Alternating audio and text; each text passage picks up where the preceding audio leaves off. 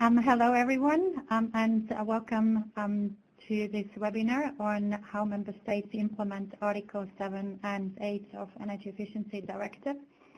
My name is Annalisa, and I'm joined here with my colleague Rebecca.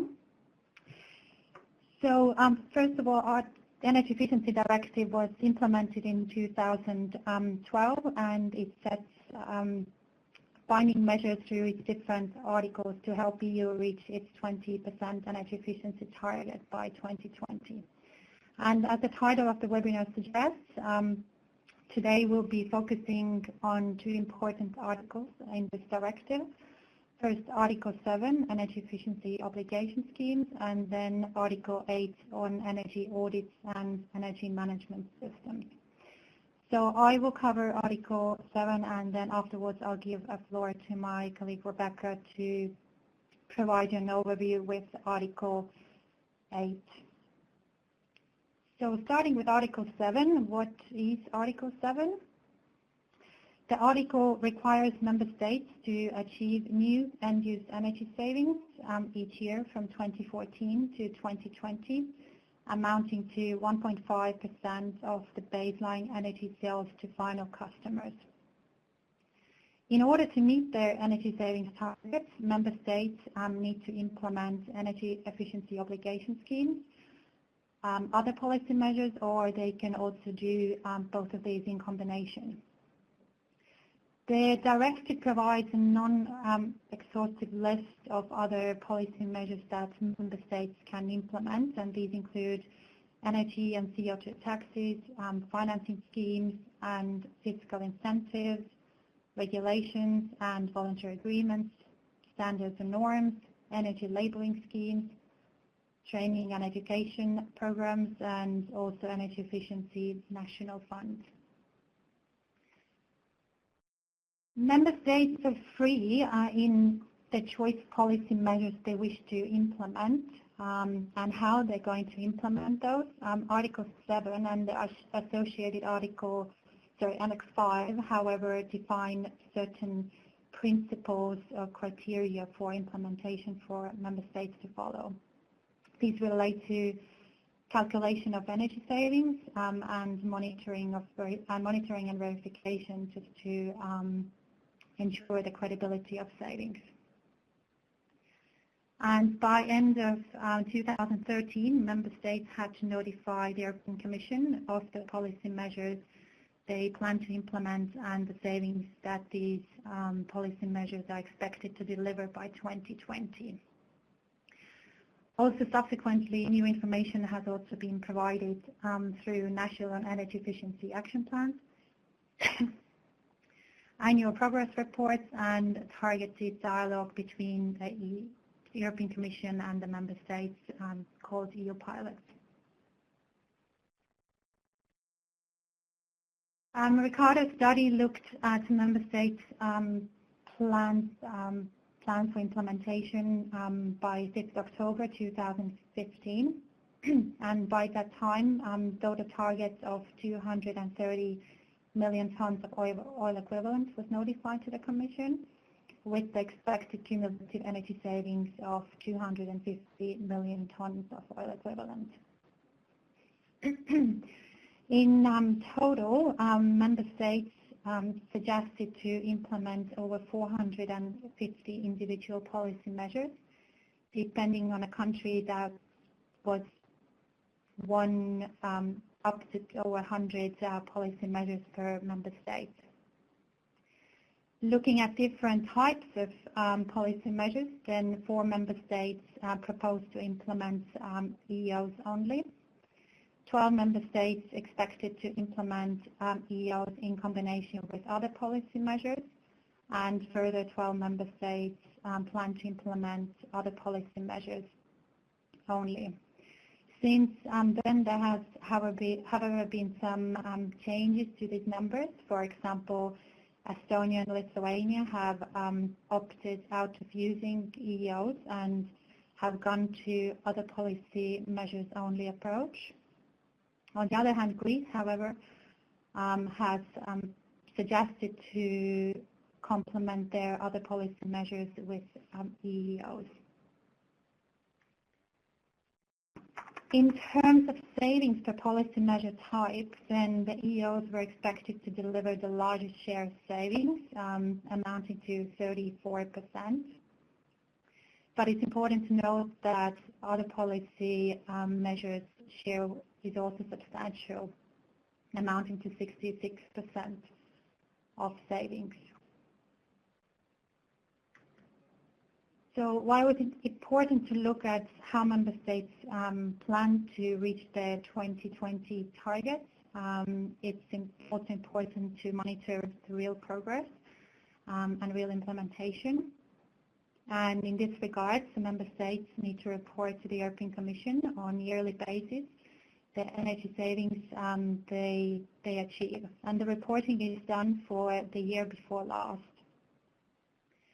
So 2014 achieved savings were reported in year 2016, and 2015 achieved savings were reported in year 2017. However, some member states also updated their achieved savings in 2014, also in year 2015.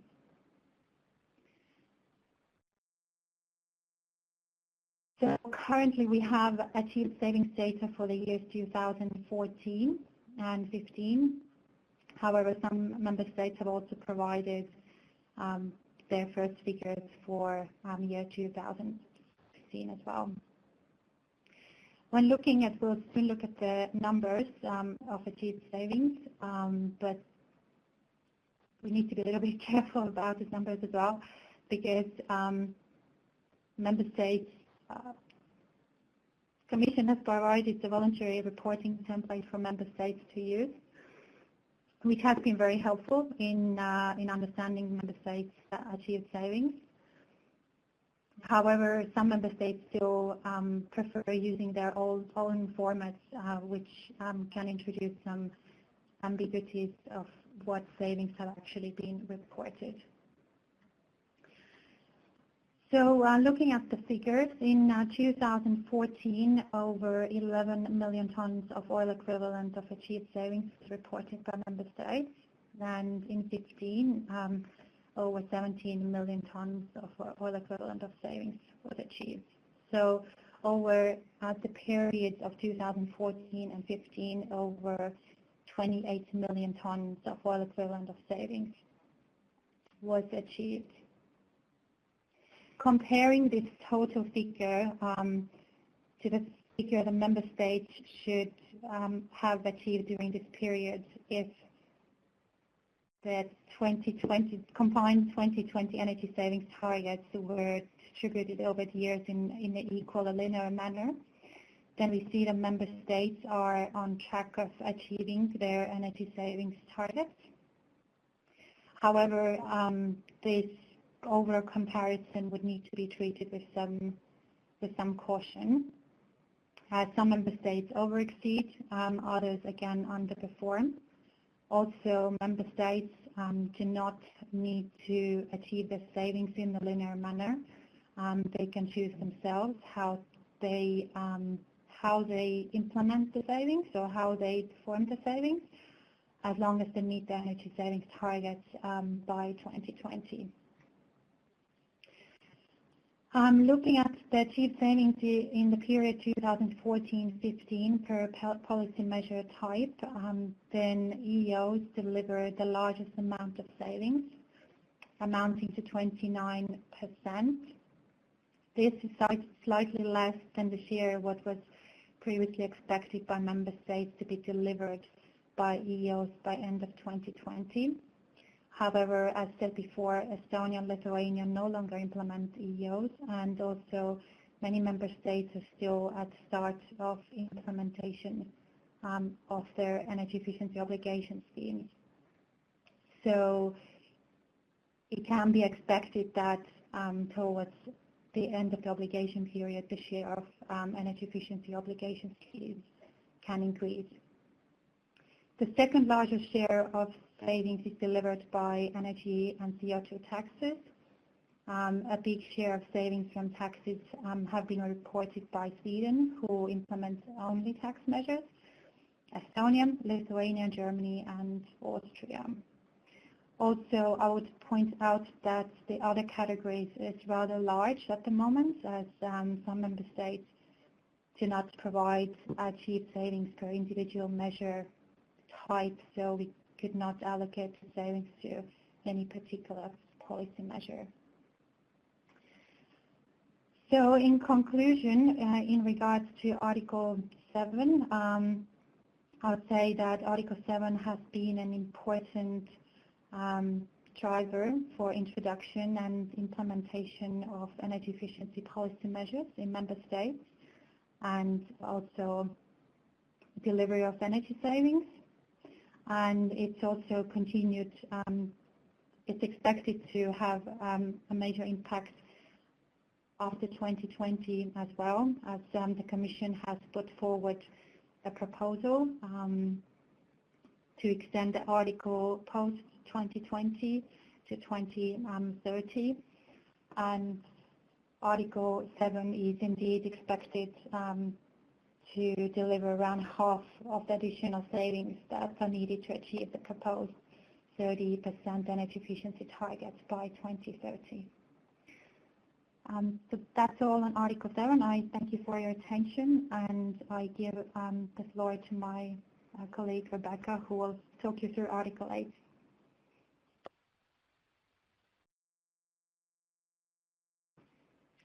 Hello and good afternoon, everybody. Thank you for joining. As Annalisa said, I'm going to talk to you about Article 8 of the Energy Efficiency Directive, which relates to energy audits and energy management systems.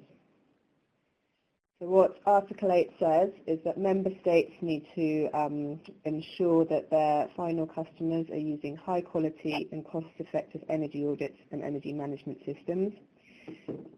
And what it asks them to do is to mandate that large enterprises undertake energy audits or an equivalent measure at least every 4 years, and also that they promote energy audits and management systems to all small and medium enterprises or SMEs. So who's affected by Article 8? So the main impact is actually to large enterprises, and large enterprises under the article are defined as those that are not SMEs.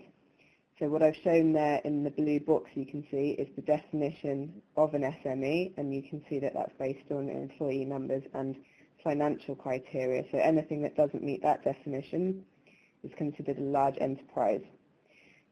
And if your organisation isn't a large enterprise, and that means that they're mandated to conduct energy audits every 4 years under Article 8.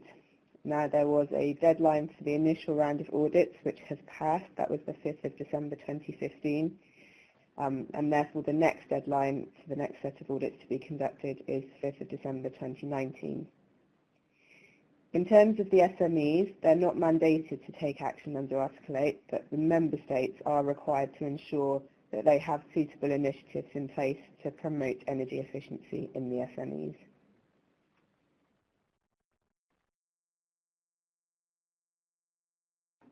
So in terms of implementation requirements, the member states do have a certain amount of liberty in how they implement Article 8. What they do need to do is make sure that their national transposition of the legislation fulfills the minimum requirements that are set out in the Energy Efficiency Directive. So some of the key requirements are that the companies, so in this case I'm talking about the large enterprises that are mandated to conduct audits, they must calculate their total energy consumption. They must also undertake audits that span across energy use in buildings, transport and industrial activities.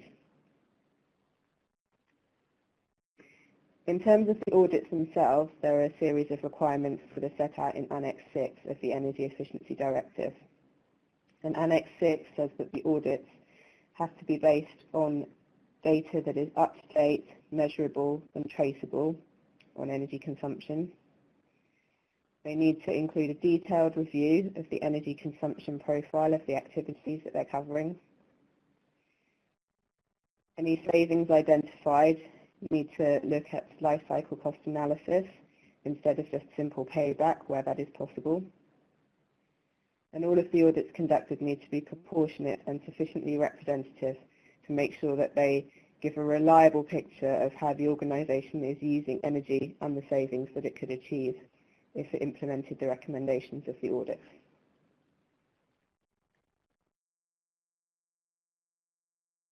Large enterprises have different options for compliance with Article 8. The most common is that they do undertake audits, but there is a certain degree of freedom that is put in place in different member states, and they can allow the audits to be conducted within the framework of an energy management system. As I said, the member states have got a degree of liberty in terms of what they choose to do, but the most common route that we've seen across all member states is certification to the ISO 50001 energy management system and conducting audits under that system.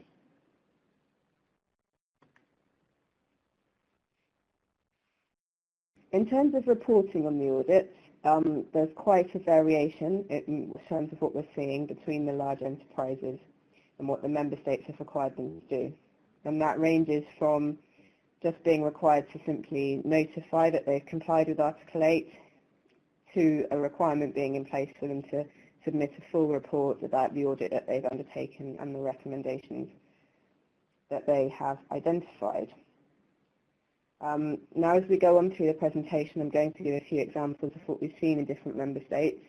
I would like to caveat that by saying that this is based on a study that was conducted towards the end of last year, and we are seeing a few changes in member state legislation over time. So this is what we're seeing at the point of undertaking that study. So most of the member states have required companies to proactively submit information on their energy audits, and they submit it through a selected regulating body for Article 8. There are a few member states that we've seen, and here I've mentioned Germany, Greece and the Netherlands, that only require the companies or the large enterprises to submit this information if they're requested to do so. Other member states mandate that all large enterprises submit it as a matter of course. But it's worth noting that Article 8 doesn't obligate the member states to ask companies to implement any of the measures identified through the audit. So the requirement is simply to undertake an audit, not to implement the recommendations identified.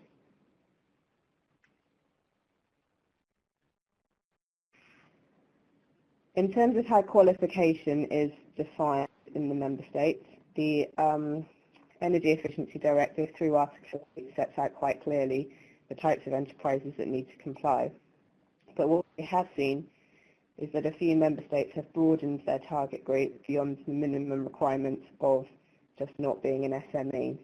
So for example, countries such as Bulgaria and Romania have set thresholds for energy consumption as well, above which any company, regardless of whether it's an SME or a large enterprise, is required to comply with the auditing legislation. What we've also seen is certain member states choosing to exempt some types of enterprise. So that may include exempting companies that have an energy use threshold below a minimum amount, and therefore it wouldn't be financially viable to undertake an audit. In Portugal, we're seeing an allowance for audits to be not undertaken if they were not able to be shown to be financially viable. In Denmark, we've seen companies being exempt from the Article 8 requirements if they're already participating in a voluntary energy efficiency programme within the member state. And countries such as the UK and Germany have chosen to exempt any public bodies from the audit requirements.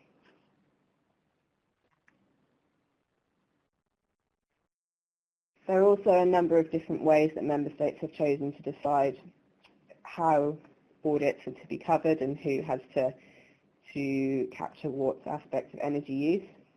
So some member states have defined boundaries for the large enterprises in different ways, where we are looking at multinational companies.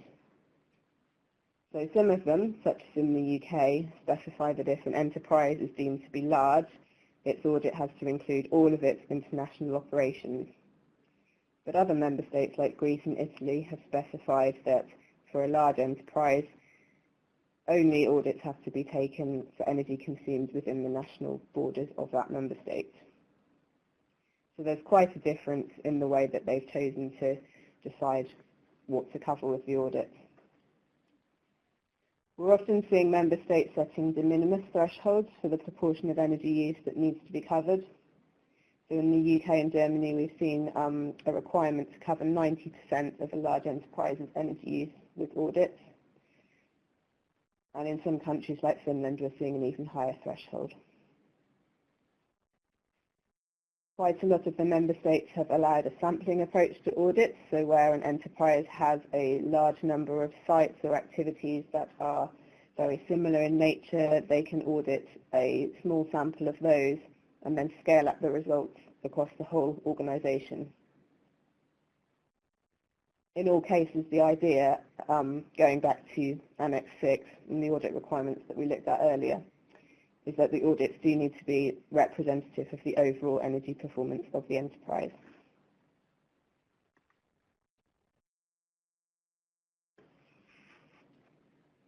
So we did some investigation into requirements for who can undertake these audits, and what we found is that the majority of the member states do allow enterprises to use their own in-house auditors. Where this is the case, though, they do need to be independent of the process or the activity that they're assessing, because the audit undertaken must always be independent. The Energy Efficiency Directive does require that member states put in place penalties for non-compliance with Article 8. And what we've seen is that the penalties that have been introduced so far are mainly financial, and they range quite significantly in scale. The smallest that we've seen so far is around €10,000, and the largest is up to €200,000. And the way that these are being implemented is that most member states plan to or have started already to carry out spot checks of the enterprises to look at the audits that have been undertaken, to identify any cases of non-compliance and therefore to enforce those penalties.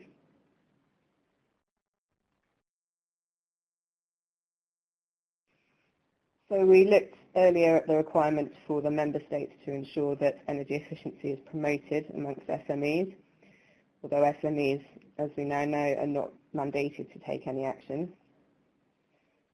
What we're usually seeing is that the measures that have been put in place involve addressing issues like limited staffing and financial resources within these small companies.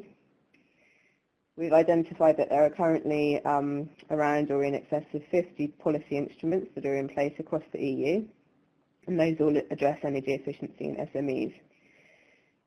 The type of measures that we're seeing varies quite a lot across the different member states. Just under a third of them have voluntary schemes in place that include SMEs, and which incentivise those companies to conduct audits when they sign up to the schemes. What we've also seen is that over half of the member states have put financial measures in place to promote energy efficiency in the SMEs. So one example in Germany is the SME Energy Consulting Programme, and that provides funding support for SMEs to undertake energy audits and implement the efficiency measures that they identify. What we're also seeing is very common is the provision of training measures and materials, helplines, knowledge sharing platforms, etc. to these small companies. And those platforms are often also linked to funding support schemes.